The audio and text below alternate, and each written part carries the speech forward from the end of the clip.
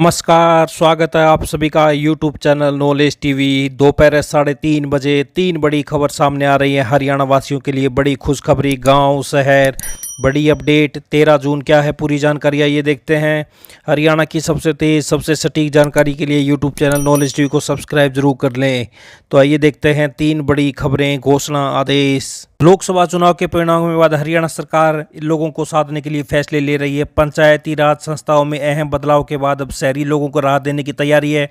शहरी स्थानीय निकायों में लोगों को आ रही दिक्कतों को दूर करने के लिए सरकार ने कुछ अहम फैसले लिए हैं। रजिस्ट्री के लिए निकायों से एनडीसी लेने को सरलीकरण किया जा रहा है, जबकि निकाय क्षेत्र में एक एकड़ तक भूमि की रजिस्ट्री हो सकेगी।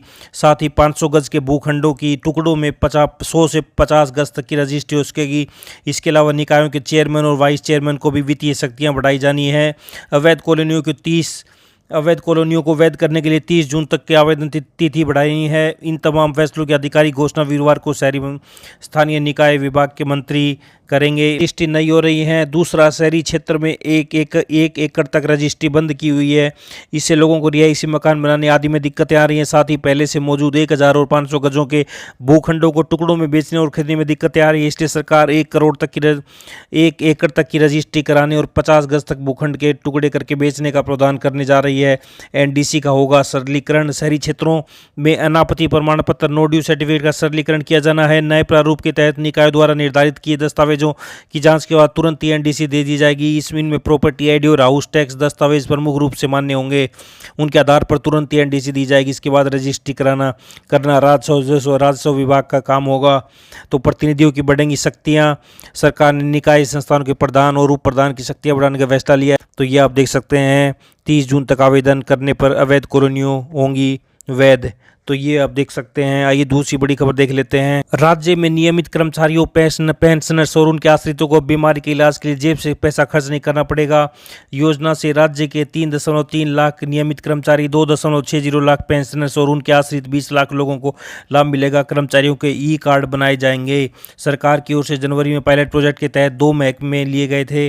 प्रोजेक्ट सफल होने पर अब सभी महकमों में इसे लागू किया गया है। कर्मचारियों और उनके आश्रित सूचीबद्ध अस्पतालों में इन कैशलेस इलाज करा सकेंगे। अस्पतालों में भर्ती होने पर भोजन तक के पैसे नहीं देने पड़ेंगे। सरकार की ओर से 1340 पैकेज तय किए गए हैं। उनके अनुसार कैशलेस इलाज कर्मचारियों को मिलेगा। यदि कहीं आपात स्थिति में सूचनाबद्ध अस्पतालों के अलावा अन्य जगह इलाज कराना पड़ा तो पहले की तरह प्रतिपूर्ति की जाएगी। कुल 18 पुरानी बीमारियों को पॉलिसी में शामिल किया गया है। गंभीर बीमारियों में हार्ट अटैक, कोमा, बिजली का झटका, तीसरी चौथी स्टेज का कैंसर, हादसे आदि को शामिल किया गया है। कुल 18 पुरानी बीमारियों को इसमें शामिल किया गया है। कर्मचारी व आश्रितों को डॉक्टर से मुलाकात से लेकर रोगी आहार, निगरानी, ऑपरेशन थिएटर, फिजियोथेरेपिस्ट, दवा, आईसीयू समेत सभी निःशुल्क मिलेगी। ऑपरेशन के 7 दिन बाद तक दवा निःशुल्क मिलेगी। कैशलेस इलाज सुविधा के लिए कर्मचारियों को ई कार्ड बनेगा। इसके लिए आयुष्मान मोबाइल ऐप या आप देख सकते हैं वेबसाइट पर रजिस्ट्रेशन करवाना होगा। इसके बाद कार्ड जनरेशन पोर्टल से ई कार्ड को डाउनलोड करना होगा। तो ये बड़ी अपडेट सामने आ रही है, आप देख सकते हैं।